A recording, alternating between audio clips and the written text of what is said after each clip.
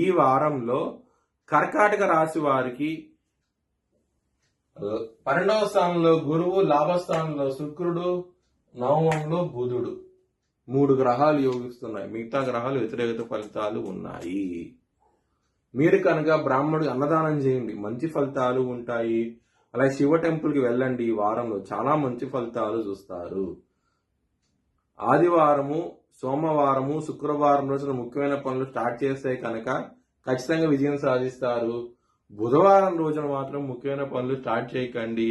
Start చేస్తే కానీ వ్యతిరేకత ఫలితాలు, ధన నష్టం వచ్చే అవకాశం ఉంటుంది. కర్కాటక రాశి వారికి కుటుంబాధిపతి అయిన సూర్యుడు దశమ స్థానంలో ఉచ్చ స్థితిలో ఉన్నారు. చాలా బలంగా ఉన్నారు. కుటుంబ పరంగా సమస్యలు ఉంటే కనుక తొలగిపోయి మంచి ఫలితాలు చూస్తారు.